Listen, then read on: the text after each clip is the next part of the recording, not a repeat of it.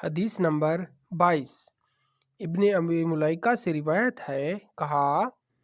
میں نے حضرت عبداللہ بن عباس رضی اللہ عنہما کی طرف لکھا اور ان سے درخواست کی کہ وہ میرے لیے کتاب لکھیں اور جن باتوں کی صحت میں مقال ہو یا جو نہ لکھنے کی ہوں وہ باتیں مجھ سے چھپا لیں۔ انہوں نے فرمایا، لڑکا خالص احادیث کا طلبگار ہے، میں اس کے لیے حدیث سے متعلق تمام معاملات میں صحیح کا انتخاب کروں گا اور جو موضوع اور گھڑی ہوئی احادیث کو ہٹا دوں گا۔ کہا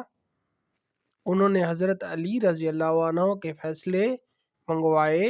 اور ان میں سے چیزیں لکھنی شروع کی، اور یہ ہوا کہ کوئی چیز گزرتی تو فرماتے بخدا